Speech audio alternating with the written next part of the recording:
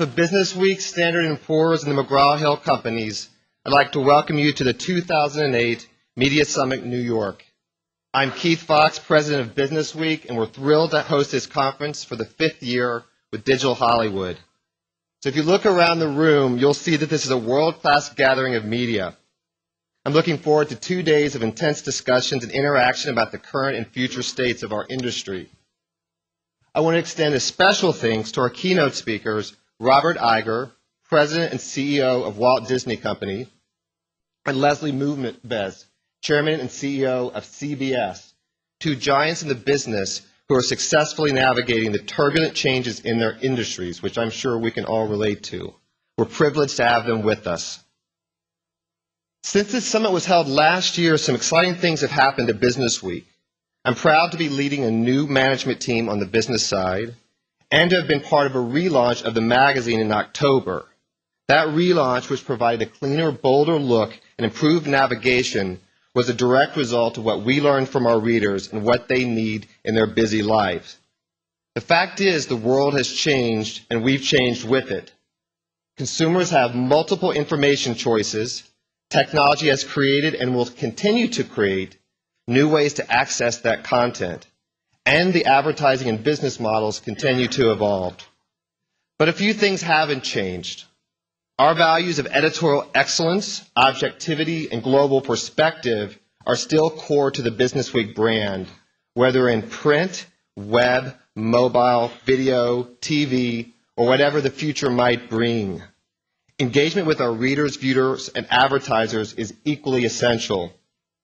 We strive to be an intelligent filter for what matters in business, and our reach, which is actually the highest in a decade, shows that we're succeeding.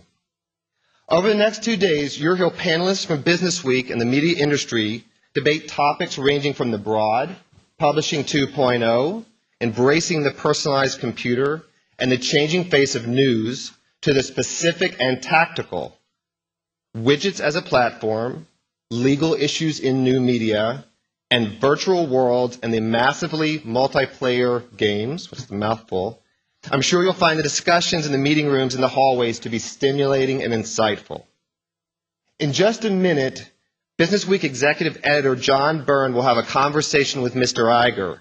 So I'd like to tell you a little bit about John, who will do the heavy lifting of introducing our first keynote guest. John plays a role at BusinessWeek, guiding the integration and collaboration between the print and online editorial staffs. John has been at BusinessWeek for about 20 years, with a detour from 2003 to 2005, where he was editor-in-chief of Fast Company magazine, but then he came to his senses and returned to BusinessWeek. John holds the distinction of having written the most cover stories for BusinessWeek in our history, 57, on a variety of topics including the fairness of executive pay, the folly of management fads, and the governance of major corporations. He's also the author of 8 books on business leadership and management, including his collaboration with Jack Welch, Straight from the Gut. So he is no stranger to spending time with the most successful leaders in business. He also happens to be one of the smartest and most exciting talent I've ever worked with in my career. So please welcome BusinessWeek's Executive Editor, John Byrne.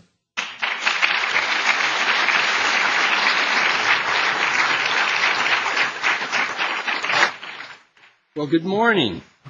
Today, we welcome a man who endured a painfully long selection process that pitted experience against change and inside knowledge against outside energy. Sound familiar? But our guest is not a presidential candidate. He is a CEO who knows more than a few things about winning a tough fight. Just 2.5 years ago, furious company insiders at Disney were calling Bob Iger's appointment as CEO a ruse and a fix, nearly driving the process to the corporate equivalent of a floor fight. Some decried his selection as more of the same. How wrong they were. Since taking the reins in October of 2005, Bob Iger has increased Disney's market value by $15 billion, taking the company from what many considered a dysfunctional bureaucratic behemoth to a more nimble, creative, and aggressive enterprise. And we've all benefited from the great entertainment that Disney has brought to us, not only through all the years, but under Bob Iger's watch. Now, this, of course, didn't happen with just a wave of the wand. A little over a year ago, BusinessWeek wrote a feature entitled How Bob Iger Unchained Disney, detailing this remarkable turnaround. It's clear now that behind his famous calm and low-key management style is a tenacity and a boldness that has allowed him to steer Disney back to its roots as an imaginative and an innovative entertainment powerhouse. Now, modest and conciliatory are not traits one normally associates with CEOs, but Bob is known for being both. I'd like to think those admirable qualities come from his early days as a journalist. He was sports editor of his high school newspaper and dreamed of a career in broadcasting. Unlike me, he knew better. But he was destined to work behind the camera and started out in 1974 as a schedule coordinator for ABC Sports. He steadily rose through the ranks to become president of ABC in 1994, and he led the network through its sale to Disney in 1995. Just 5 years later, Michael Eisner chose him as his second-in-command and promoted him to president of Disney. He quickly proved his worth, deftly handling the company's international growth and smoothing over numerous feathers ruffled by Mr. Eisner. Still, few people inside or outside the company could have envisioned the transformation that Bob has orchestrated. Almost immediately after taking his job, he announced an agreement to let Apple sell ABC's television shows over the internet, signaling a long-awaited adjustment to Disney's attitude toward new digital distribution channels. Soon after, he acquired Pixar for $7.4 billion, and a recent Barron's cover declared the magic's back at Disney. And as one company executive put it last year, after years of staggering, the company is ready to roll. Ladies and gentlemen, it is my pleasure to welcome Bob Iger.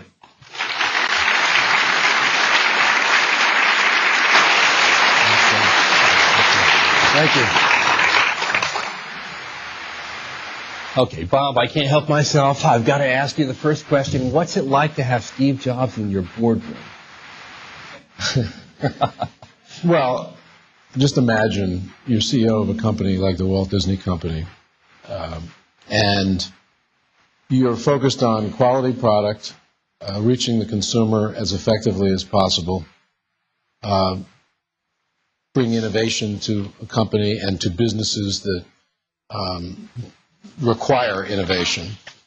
And you've got Steve Jobs not only as your largest shareholder and a member of your board, but as someone that you can get on the phone pretty readily and either seek advice or listen to advice.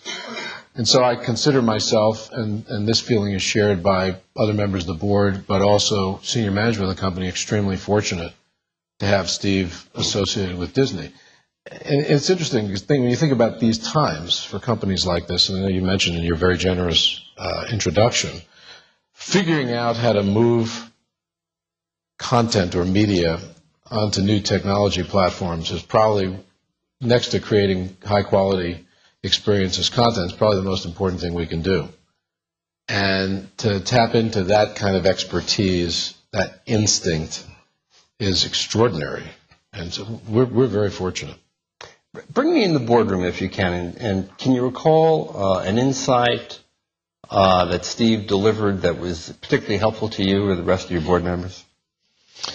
Well, Steve is very, very honest. He speaks his piece, and I think the most important thing, I don't think I can recall one instance of it, but he has a tendency to create or add a perspective on things that is not only refreshing because of how honest he is, but it's refreshing because the perspective is so interesting. And it happens, and it's on a number of issues. He's got such a fine sense of design and the importance of reaching the consumer, not just with high-quality product, but in easily navigable ways. You look at that iTunes platform as one example of something that is just brilliant in terms of the user interface.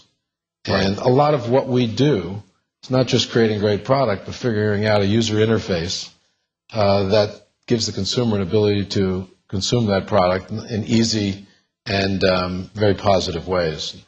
It's unbelievable knowledge to have in our company, which is how I consider it. And he and I have had a lot of really interesting discussions about the impact of technology on the consumer today and in the future, and it's great. It's in terms of the experience that I have as a CEO, it's one of the things I'd have to highlight as being enjoyable and really fulfilling. Now, in many ways, I kind of think the Bob Iger era at Disney really started with your embrace of Steve and your acquisition of Pixar. Because recalling the events at the time, the relationship that Disney had with Pixar was broken. Michael Eisner was making public statements that I thought were quite negative towards Steve. So your embrace of Steve and his company and what he could do for Disney, I think was a really big deal. Now, at the time when you acquired Pixar for over $7 billion, a lot of people thought you overpaid. Did you? No, we didn't overpay. It was clearly fully priced. Maybe that's a euphemism. You have to go back to that time. There were a couple of things going on.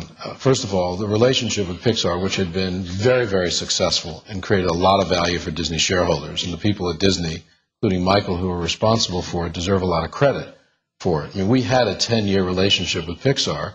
During that period of time, not only threw off great value from a shareholder perspective, but created great franchises, starting with Toy Story, Finding Nemo and Incredibles and Monsters, and the impact that had on multiple businesses of the company. Just go to the theme parks and you'll see it. It was extraordinary. But that relationship was ending contractually. Whether the relationship was broken or not was not material to me. It was the fact that the contract was over. And a relationship that had created that great value was either needed to be replaced or needed to be extended, in my mind. At the same time, when I looked at Disney Animation at that point, I saw a business that was fairly broken. We had 10 extraordinary years of success, Michael's first 10 years, great value created, Lion King, Little Mermaid, Beauty and the Beast, Aladdin, and then 10 years of real struggle and challenge and destroyed value.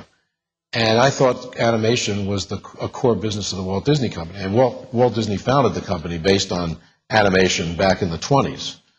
But for Disney to be successful, animation had to be successful. So the combination of the Pixar relationship ending and my need to see to it that Disney Animation was successful and vital led us to conclude, not just me, but the senior management of the board, that purchasing Pixar, even at that price, was the right thing for us to do at that point strategically. And I would say, looking back, it's exceeded our expectations, both creatively and economically. It has been a very, very important sort of aspect of the company, in a sense, because not only did we end up with a relationship with Pixar being extended, but the talent that exists at Pixar is incredibly rich. Right. Actually, more ways than one, thanks to that acquisition.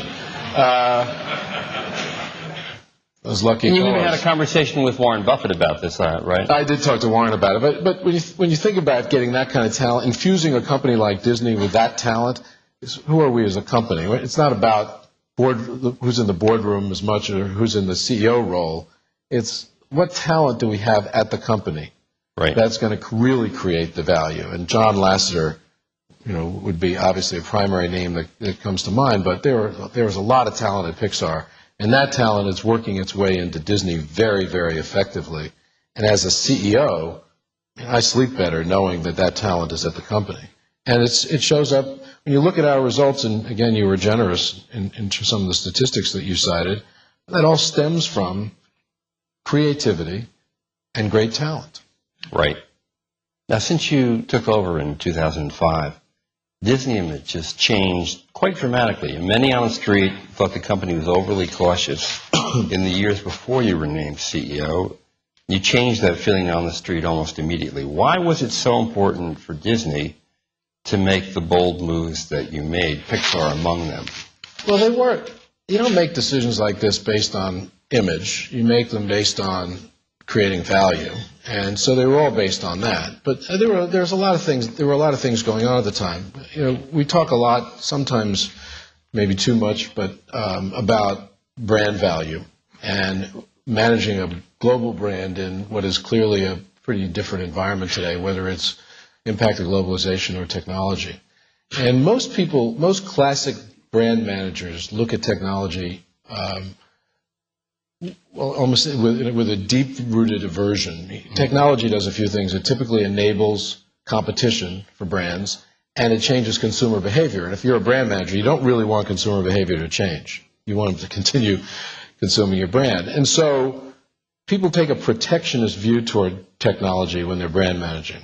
I actually felt that being a projectionist or projecting the brand versus protecting the brand using technology was the right thing to do. Because technology does two things, at least for Disney's brand. One, it enables you to make your content better and your experiences better. I can't think of a better example than Pixar and its use of technology to enhance the animation experience. The other thing that it does is it enables you to distribute more broadly and more effectively. And when you think about a brand, two of the most important brand attributes of a brand are differentiation and relevance. Mm-hmm. Disney was differentiated, but I think we need to differentiate ourselves even more. And using technology was one way to do that. But also relevance, being on the cutting edge of technology, whether you're using it to make a theme park attraction more memorable or more fun, or whether you're using it to reach more people, being on a new platform like iTunes, that really improves relevance. And that's what we had in mind back in 2005 when I became CEO. Let's use technology to completely change the perception of the brand and to grow our business. And indeed, Disney's been one of the first companies to embrace the Internet.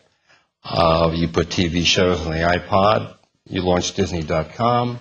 You're now getting much more aggressively invested and involved in social media. What's the future of social media for Disney? And you say embrace technology. As you're saying that, I realize we're not really embracing technology. We're embracing consumers. Consumers are using the technology in order for us to be relevant to consumers, in order for us to make the product either more valuable or more accessible or just better. You got to use. You have to keep the consumer in mind. You have to use technology to do that. On the social networking side, pretty interesting trend, not just among what I'll call Gen X, Gen Y generation, but even younger people, to go online to participate in social networking experiences. And I realize social networking is sort of a cliche these days, but it's an experience online that you're you're entertaining yourself with others, is the way we look at it. And we saw a company called Club Penguin that was doing it quite well. It's really an online gaming world, casual gaming world that you can do with others. But you can use your success or lack thereof in games to acquire currency, and with that currency create a better life for yourself. In Club Penguin's case, a better igloo, mostly. If you go to my igloo, and I'm not going to give you the address, but I got some pretty cool stuff in my igloo. I do. Okay. I got a widescreen TV and a fireplace, and I even have a basketball hoop in it, which is pretty unique. Never been to an igloo with a basketball hoop. And so what we've been doing, we bought Club Penguin, which has been great, but we're using the creative team and the technology to also enable us to build other online virtual worlds and social networking experiences for other Disney franchises. And we have this coterie of rich franchises at the company now that people want to engage with or as part of. And this is going to allow them to be immersed even more in their franchise world. So soon you'll be able to go online to Radiator Springs, which is the mythical location of the movie Cars. And your avatar in that case will be a car. And you'll participate. You'll compete with other cars. Racing will be a primary one, and you'll score points. And with that, you'll buy a garage, and maybe you'll get a basketball hoop for your garage, or a stereo, or a widescreen TV. But you'll live in Radiator Springs with other cars, and your engagement with others and with cars will be extended significantly, which is very, very important to us because that's a franchise that has a lot of value, and creating more engagement is great. We've done it with Pirates Online, just launched recently.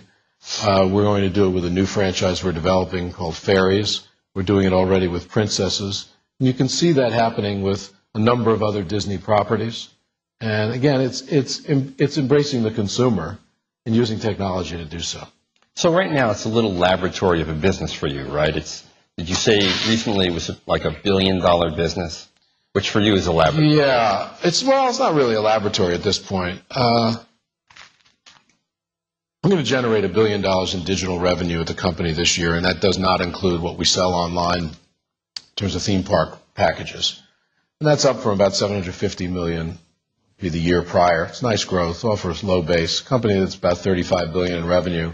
I guess you could argue that $1 billion in revenue is still pretty low, but that's going to grow a lot, and it's going to grow not just domestically, but globally. We're rolling out versions of Disney.com right now in the UK, and Japan did extremely well, and looking to roll it out in a more sophisticated way, meaning a Disney.com 3.0 in China and in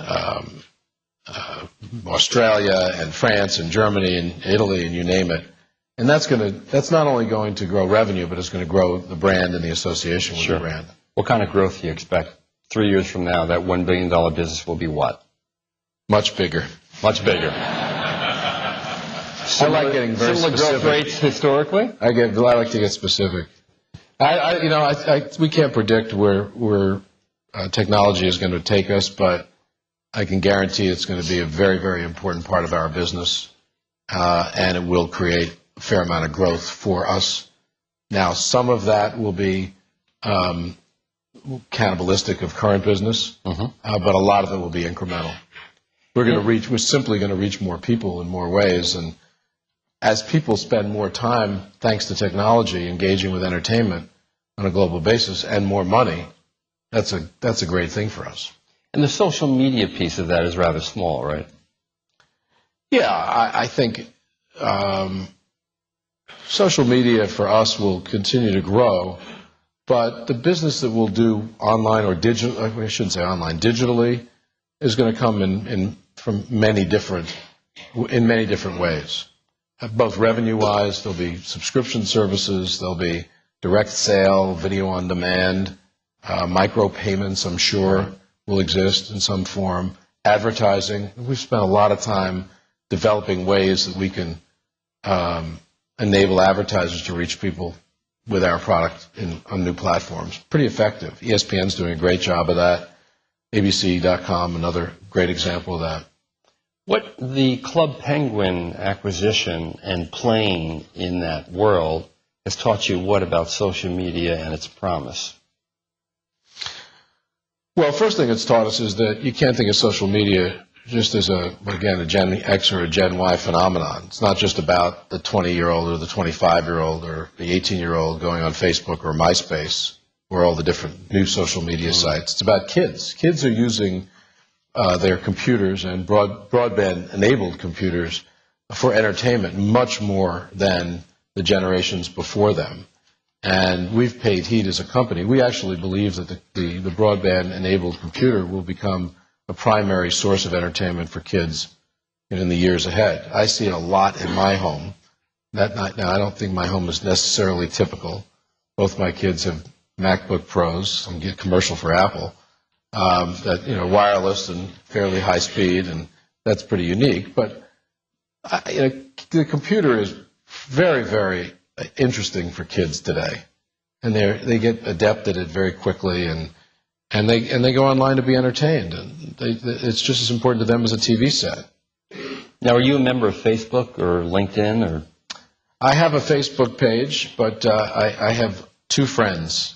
Not after this. Yeah, no, that's good luck finding me. I have a number of aliases. and I use them only for the good. You're staying in your igloo, aren't you? Yeah, stay in my igloo. I try. I think it's important for executives, and I have to lead the way in many respects, to experience all of this. Some do so begrudgingly at first, but if you look at the senior management team at Disney, they're a pretty engaged lot as it relates to technology. And we spend a fair amount of time engaging with each other on new platforms because it's a good way to get to feel what the consumer is doing. Sure. I'm among them. It's fun, too. What's the trick for an old media company trying to get it? Hire new people. Well, that's a simple way, isn't it? But you do have The trick to is, out again, people. you have to look at technology as friend, not foe. And that's a change, I think, for the most part, when it comes to media companies. Because the first instinct is it's going to make our business more difficult. People talk about the challenge of technology. It's going to fragment audiences and erode viewership, and there'll be competition for advertising, and you name it. They look at technology in a negative way. And what we've done is completely the opposite. Is it going to create challenges for our businesses? Of course.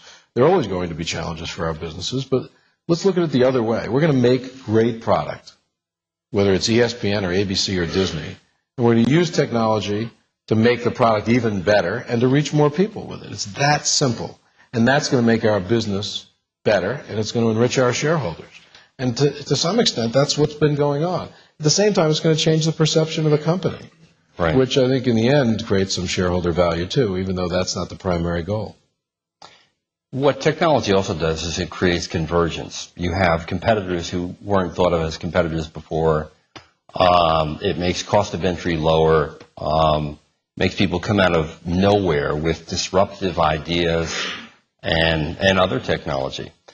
Do you see Yahoo and Microsoft getting together, or DoubleClick being acquired by Google as a direct threat in any possible way to Disney? No, not really, no. For Disney, again, we want to make great stuff, and if someone's got a successful platform out there, they typically need our stuff in some form. They want an association. Google, if you were to ask an expert at Google, you'd find that Disney comes up as a pretty popular search word on Google. Very popular. I can't give you the exact number, but it's up there. And they want an association in some form. Some of that comes, in effect for free to them. They don't have to pay us for someone to search for Disney. But it delivers a lot of value to us when they provide a consumer with really great search, and that search gives the consumer access to Disney, whether right into Disney.com or an ability to buy a vacation package or go on a cruise or find out when Ratatouille is playing at the nearest movie. Right. That creates value for us. So those platforms being strong is good for us, not bad. It's interesting, again, the instinct is, whoa, they're going to cannibalize advertising. Well, wait a minute. So they're going to sell advertising, and it's going to grow.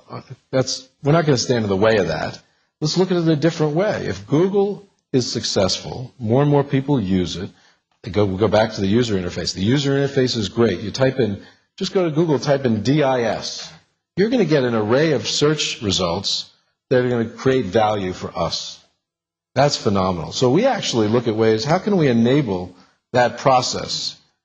And how can we make it better? How can we even serve them better search results, whether it's giving ultimately access to video or taking them right into a Disney experience?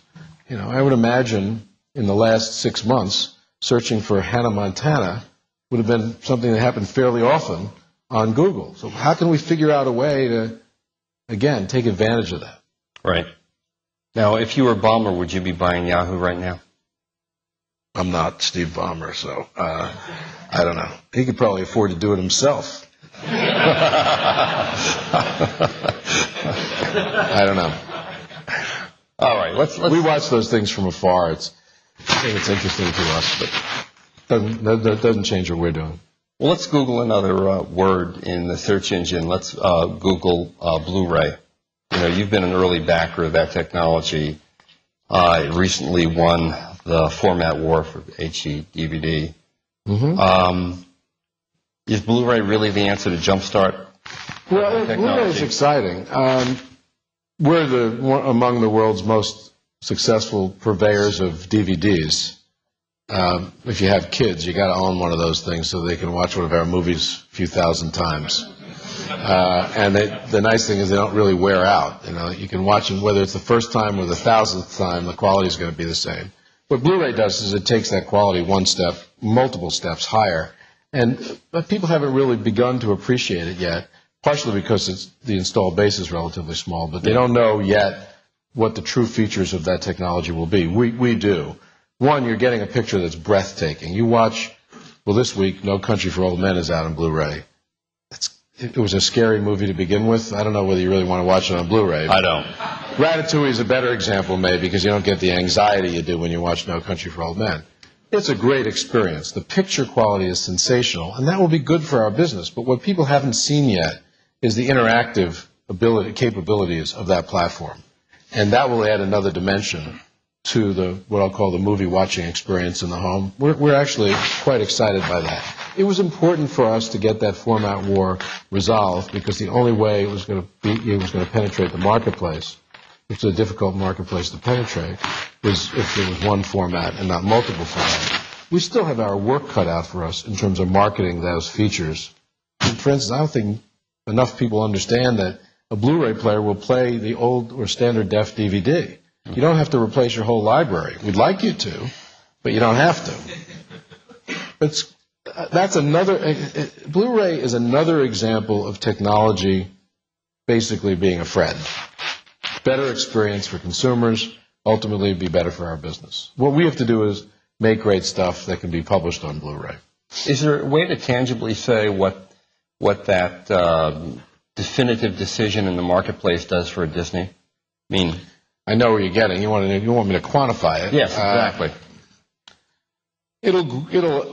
There's been some flattening out of the DVD business in the States, but also globally, because you have a lot of people that own a lot of DVDs, and the buy rates in terms of number of movies bought per year come down over time as the technology penetrates. And then we've seen those buy rates come down, although Disney's done quite well because, again, that's where we didn't really talk that much about the value of the Disney brand, but we did talk a little bit about differentiation. The Disney name on a film and the Disney name on a DVD of that film makes a difference. People want to own those. And so we've done fairly well in a marketplace that has started to flatten out. Blu-ray will enable that flattening out to start reversing and create some growth. But I can't predict how far and how fast. Right. But it will be positive, not negative. Great. There's a lot of talk about how new media is chipping away at the eyeballs for more traditional media.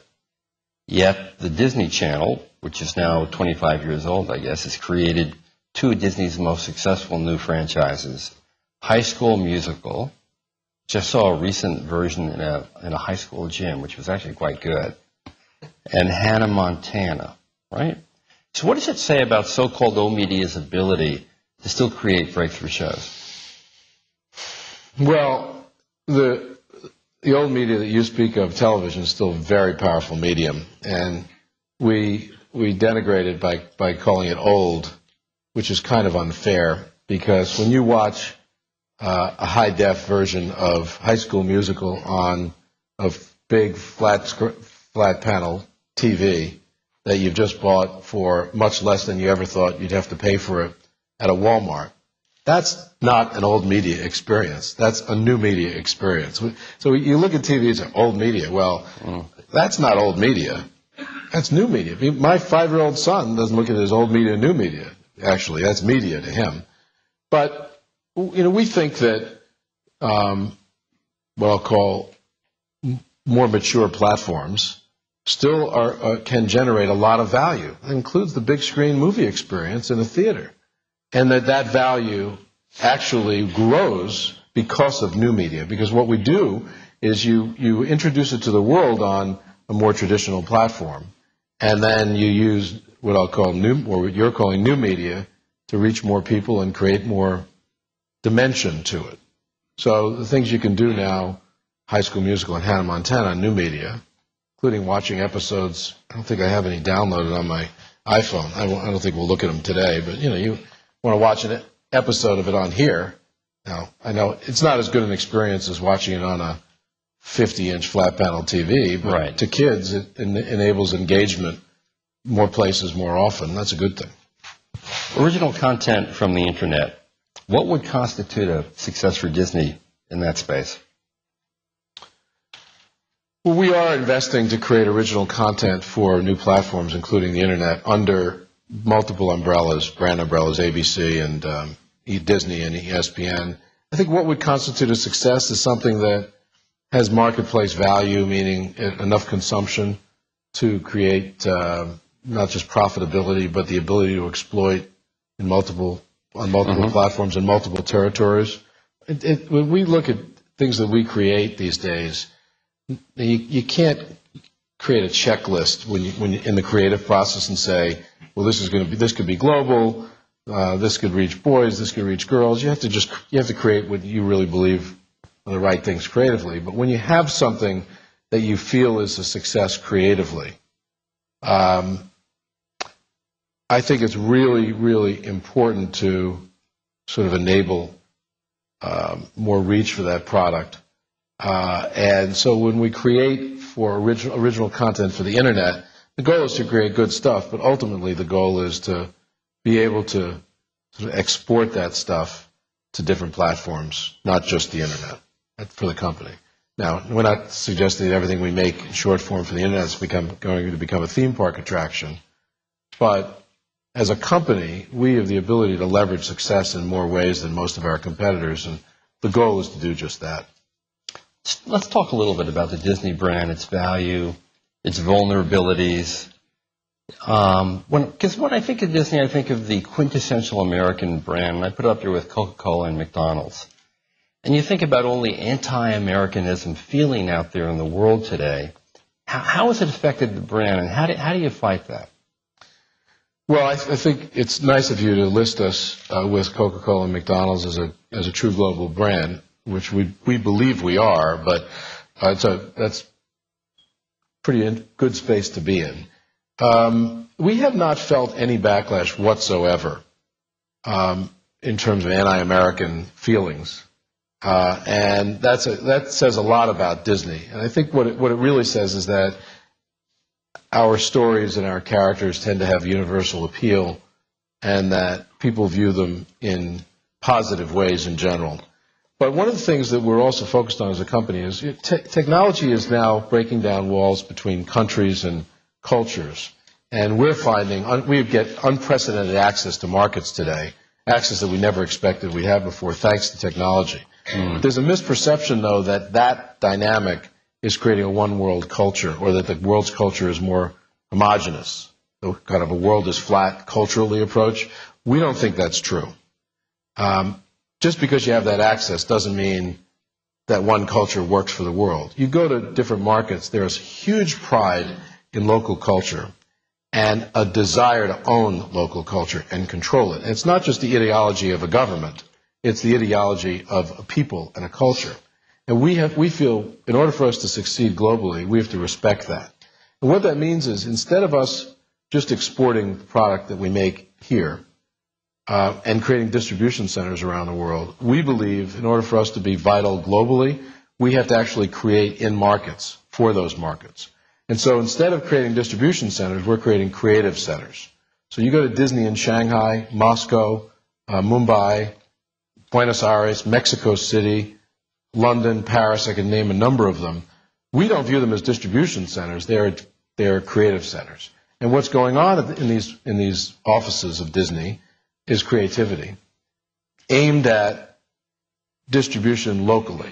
So the Disney name on something that's created in China or in Mumbai is the way we really believe, blended with exporting product that we make here, but it's the way we believe we'll succeed as a global brand. So what does that mean? Does Mickey Mouse speak Mandarin? What does it mean? Mickey Mouse is actually multilingual. I figured he was. It's not just that. In the past, it was that Mickey Mouse speaks Mandarin, and a Mickey Mouse cartoon that Walt might have made in 1933, would appear in French and Italian and in German and maybe even in Cantonese and in Mandarin. Well, Walt brought Snow White to China in the early 40s, and I know it wasn't in English. It's not about that. This past year in China, there was a Disney movie release that wasn't released in any other market in the world. It was called The Secret of the Magic Gourd. Mickey Mouse wasn't in it. There were characters that were known to the Chinese. It was a Chinese story, but with the Disney name on it. And that's what it means. We'll continue really to bring creating local content for local culture. Yeah, Ratatouille, the Remy in Ratatouille will speak Mandarin, and actually we've managed to change in Hong Kong. I noticed we were changing the Year of the Rat because it's the Year of the Rat to the Year of the Mouse, and maybe that's a little cultural imperialism. I don't know, but seemed to be working. But our characters will be multilingual because we're dubbing high quality tracks onto a lot of product that we make here. But that's about being an exporter of culture and distributing what we make here globally. We're going to do that and do that well. We have to do more than that. And that's what I talk about when I talk about creative centers in all those different markets. And we're going to invest hundreds of millions of dollars to accomplish that over the next few years. It's a very, very important strategic initiative at our company. Now, the mayor of Shanghai, I believe, recently thought that maybe you're going to build a new theme park there. Is he right? How could I contradict what the mayor of Shanghai says? We've talked for a long time about building a Disneyland on mainland China in Shanghai, and have been in discussions for a long time on the subject. And it's complicated for a variety of reasons, but it's something we would love to accomplish as a company at some point. But we can't, we're not prepared to say anything specific in terms of the state of negotiations or discussions with the Chinese on the subject. I guess he spoke somewhat expansively about it fairly recently. It's a very dynamic market. There are 100 million people that live within 2 hours of Shanghai, and not all of them can afford Disneyland, but I'm sure a lot of them would want to go. Right. And it's a great market for us already as a company, and it could be a better market for us if we have a park there. So we're going to continue to work on it, but I can't say when or whether. Okay. Your international theme parks actually haven't done all that well in Paris and Hong Kong, right? I mean, you've had some profitability issues with them. Why? Well, we have 3 parks outside the U.S. Tokyo, which will be 25 years old, is 25 years old this year. Unbelievable success. Paris opened up in 1992, and it's doing very well now, but it took a while for a variety of reasons. There was a miss there, including an overestimate initially on how much people would spend to go, ticket prices. And the park was built anticipating more revenue sooner, and that didn't occur. So there was a debt issue. But we've got the right product there now. We actually just opened Tower of Terror and a number of Pixar derivative attractions, and this past year has been great for that park. So I think it's finally hitting its stride. Yeah. It hasn't been in the black yet, but it's close. Been great for the brand there, of course. Number 1 tourist attraction in France because it beats the Eiffel Tower. Hong Kong's only 2 years old, and we had a good first year and a somewhat challenged second year. I was just there 2 weeks ago, and I'm pleased with the steps that we're taking, both to invest in the park, to expand, opening Small World there this April, next month, and we've added some other attractions, but also our marketing efforts have improved. No matter how much research you do on a market, you miss certain things.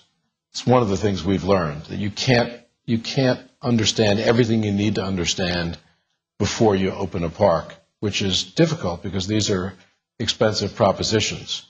And so they become works in progress when you open. And the question is, how long does it take to progress enough to create real value? I'm confident that Paris is in the right place and is on the right trajectory, and that Hong Kong will be a valuable asset for this company over time. And it will take some additional investment, which we're talking about, to get there, but we'll get there. What if you learn? Just by the way, just an interesting thing about Hong Kong that we just didn't appreciate. When people visit a theme park one of our theme parks in the United States, they spend only about 20 minutes eating. When you sit down for a meal, I'm sure you've been there, you want to get back online to visit one of our attractions. So you only eat for about 20 minutes, and we factored that into Hong Kong, and that guided us in terms of restaurant capacity, tables and seating and waiter service and counter service, and you name it. They're spending about twice as much time eating there, about 40 minutes. That basically meant we had half the capacity we needed. We had to change that quickly. There were longer lines to eat than there were to ride Space Mountain, and that's pretty long. So that's an example. Now it wasn't significant in terms of the impact on the overall bottom line, but in terms of the park experience, it wasn't great. We had to fix that. And if in fact you build the park in mainland China, how much will it cost? We don't know. We have not yet begun a full design process. Global construction costs have gone up a lot because of competition. Look at the price of steel, price of concrete. So we have to factor all that in. But how much we build, how big it is, will depend a lot on. Will obviously have an impact on the cost. And Hong Kong cost you how much? I don't think we've said publicly. I mean, I know what Hong Kong costs, but Hong Kong is a partnership with the government of Hong Kong, and there was a lot of infrastructure tied to it, landfill and transportation, notably, that the government picked up, and then we picked up with them the cost to actually build the park. It was significant. And when we put in about $300 million, the government invested more, and that's reflected in the ownership structure. And when will you really begin seeing a return on that, do you think? Well, I can't predict, although I'm confident that it'll be a good business for both the government and for us. It's already a good business in terms of its impact on tourism to Hong Kong. About 40% of the people who visit Hong Kong come from the mainland. Tourism from the mainland was increasing anyway to Hong Kong, thanks to loosening of restrictions. But a lot of people are coming to Hong Kong to shop, which is attractive to a lot of people. Now they're coming to shop, but also to be entertained the Disney way. And so you're seeing more families come, and that's good for the local economy. We're not predicting how long it'll take. Okay. The writer's strike. You helped to get the compromise among, I guess, News Corp President Peter Chernin. Why did the strike have to take so long? Well, a complicated set of issues and complicated circumstance. I don't know that I could really explain why it took so long. Labor conflict can be really complicated because of the issues on the table and the politics. There were both existent in this case.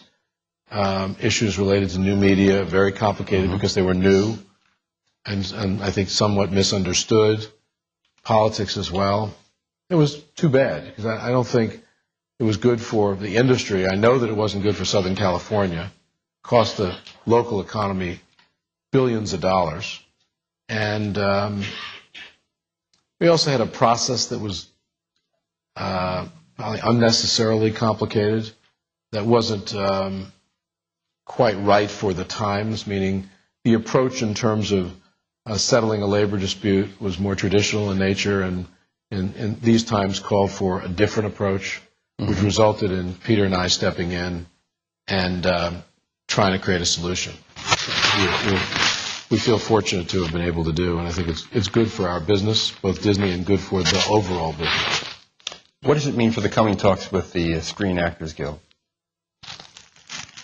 Well, we were successful in negotiating deals with the directors and with the actors and resolving a lot of complicated issues.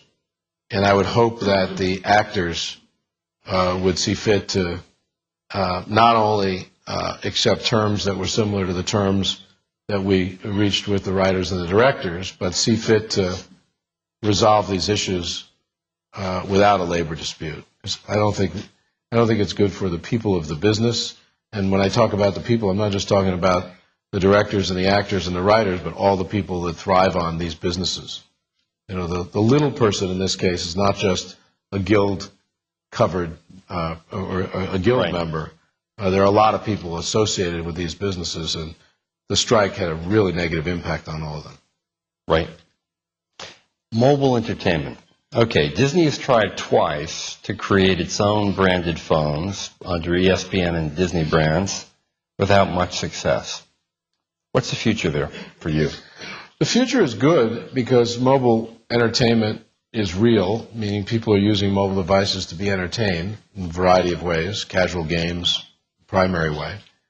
We missed in both cases through no fault of others, our own, in a couple of different ways. It doesn't suggest that mobile entertainment isn't going to work. It's just that our approach was wrong. In ESPN's case, the product was good, the marketing message wasn't right, the pricing was wrong, among other things. In the Disney case, the Disney mobile phone was a good product as well, but getting into the market through retail, for the most part, you need retail locations to sell the product to the consumer. And the relationship that we created wasn't effective enough in that case. And so we didn't have a good sales strategy. And that venture failed because of that. It wasn't because of third parties, and it wasn't because of the business of mobile entertainment. It was because of us. Just mistakes. Can you go back, try it again?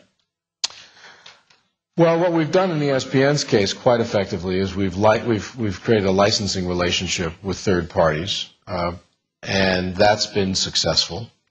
And in Disney's case, we'll probably license the product, but we haven't created an overall relationship yet with one entity. And we wouldn't go back in the same way. We looked to create we became a mobile virtual network operator, an MVNO, and to basically control sort of more of the system, more of the economics. But in doing so, again, we had responsibility over retail and marketing, and that's not what we do best. We're best at creating product and enabling others, in this case, to sell it. Although we'll go back and do something rich in mobile, but not the same. This is always going to be a little niche market, don't you think, for you? Well, no, I wouldn't call it little and niche. It'll grow in importance globally. When I was in Beijing last, I was taken through our plans there in terms of Disney presence on mobile platforms. You know, there are, I don't know how many hundreds of millions of cell phones now in China, a lot, and a lot of kids have them.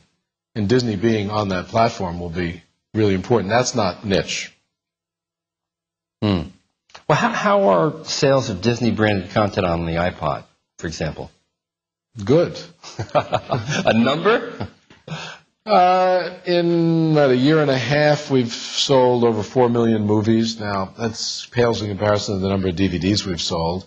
On the TV side, somewhere, off the top of my head, in the 40 to 50 million range in terms of number of episodes sold. Interestingly enough, that pales in comparison to the number of episodes streamed on ABC.com. But it's incremental to us as far as we're concerned. People aren't watching TV shows on their iPod instead of watching ABC. They're watching, as so far our experience tells us, in addition to. So they're engaged with programming more often on a higher level. They're seeing more episodes because they're more accessible. They're more available to them. So there's no cannibalization then? We haven't seen it. Same thing with movies. For the most part, people who are buying Disney movies on the iTunes platform are people that would buy the DVD anyway. or would never buy the DVD but want a movie on their computer or on their iPhone. And you don't see that changing in terms of just media consumption? I think over the long run, there'll be a shift, some shift, particularly when it comes to filmed entertainment, but it won't shift completely. In other words, they're not going to see hard goods, meaning the DVD business, go away. Right. It'll stay vital and big for a long time. But electronic delivery will grow because of a few things. The technology is going to get better that enables you to buy the movie, and better than in terms of consuming it. The connectivity, wireless or otherwise, between your hard drive or the computer, which may just be streaming it offline, and that big screen will improve greatly. And when that happens, that'll, I think, spur more adoption, more consumption. Right. Another area where you're making a big push is video games, right?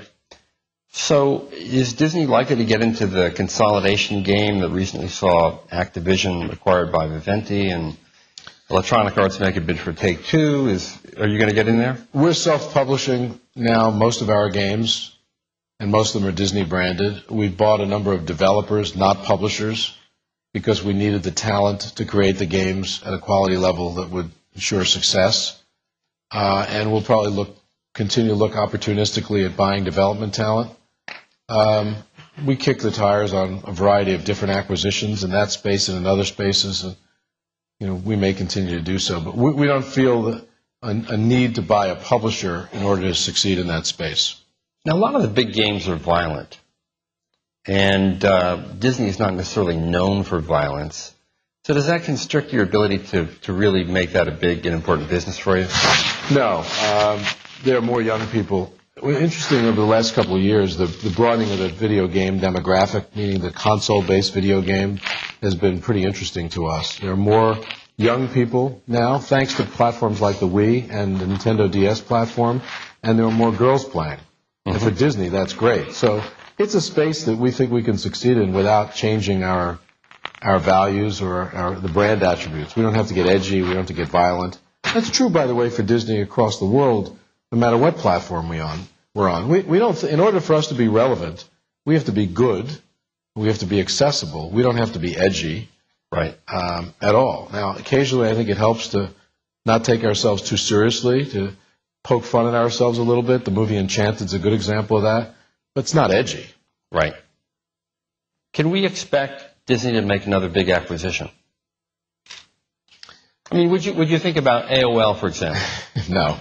No, you wouldn't? Why not?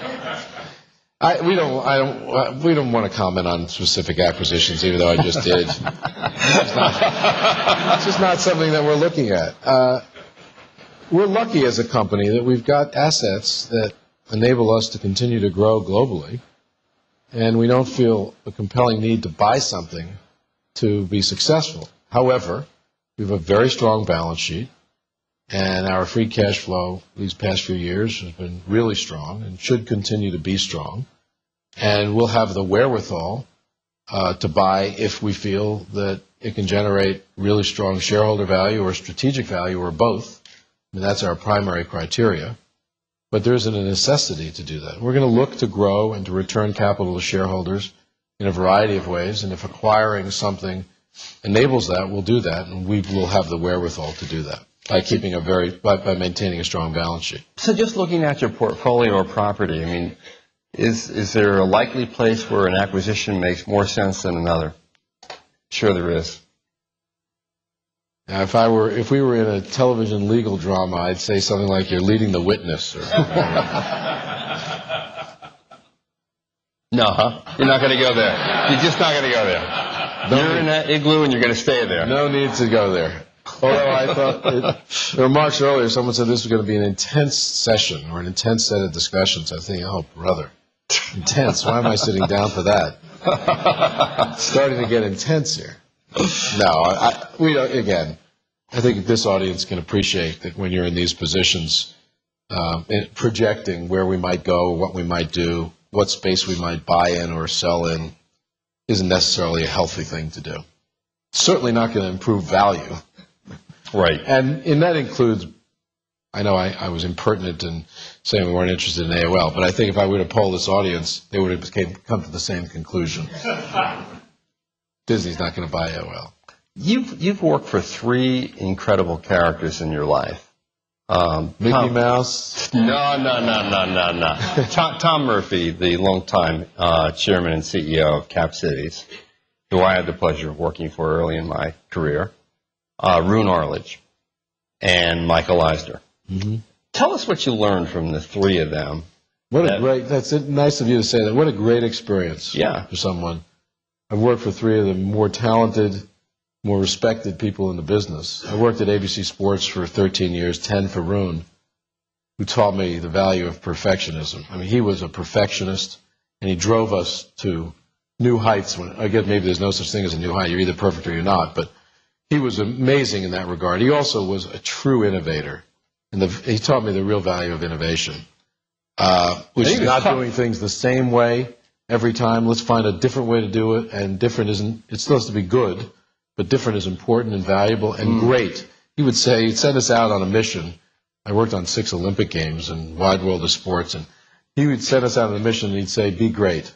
And he actually meant it. That's really what he demanded. He was very tough, very demanding, but a great, in my 20s and early 30s, what an amazing man to work for. And then Tom Murphy, who's a real mentor of mine. I just spoke to Tom yesterday. He still has an office at ABC. Just a great person, ethical in the extreme, but taught me a lot about business and shareholder value and how to analyze acquisitions and showing patience, not letting money burn a hole in your pocket, treating every dollar you spend in a corporate role as though it's your own. Right. I could think of so many things. Tolerating failure, actually, if it was a result of an honest mistake. Very, very important. Well, Tom's not the kind of guy that beats you up if you failed, if it was an honest failure. But think about that when you're running creative businesses. And then Michael, the ultimate creative genius and CEO, blending creative abilities with business abilities, taking big chances, bold risks, going where people never went, taking Disney to Broadway, building Disney cruise ships. The investment, you go to Orlando today, which is an amazing experience with over 30,000 hotel rooms and 4 theme parks and 2 water parks and golf courses and a racetrack and a sports facility. Michael built that. Walt had the vision at one point. Michael took that vision and put it on steroids. And that business today is as valuable as it is today because of the vision Michael had. He was great. He was great to work for in that regard, Big, bold risks, stepping up and ensuring quality. So I've been a lucky guy. For 34 years, I started at ABC, as mentioned earlier, in 1974. It's crazy. Never expecting, by the way, that I'd get here. Someone would have told me I was out of my mind if I ever thought that. But to have the experience over those years to work for those people, it's great. So you have you're 57, right? And you have plenty of time to go. But do you think there's any chance that Steve Jobs... Plenty of time to go where? Plenty of time to go in your job. Do you think there's any chance at all that Steve Jobs is going to take over Disney someday? You're going to take over your job when you want to give it up? I haven't asked him. I don't know. He hasn't expressed any desire to do that. I'm not a predictor. Well, Bob, we hope you hang around. Someone will run Disney after me, and I'm sure they'll be great. And Disney is Disney, by the way. It's not Iger's Disney. It's Disney. They'll be great CEOs in the future, and they'll be lucky to have that responsibility, that title. Right. Think about a world or a life experience. I try not to look at myself in the mirror in the morning and see that title on my forehead. That wouldn't be healthy, but I will say that as a life experience, it's very, very unique. I grew up watching the Mickey Mouse Club and Davy Crockett and Spin and Marty, and I still remember my grandparents taking me to a movie theater in New York to see Snow White. Not in 1937 when it came out, but when it came back in the 50s. And to wake up one day and you're running that company, it's pretty unique experience. But try not to let it go to my head. Bob, thank you. And now you're in an igloo, aren't you? Lucky you. Yes, and it's It's pretty cold. Thank you. Yes. Thank you. Thank you.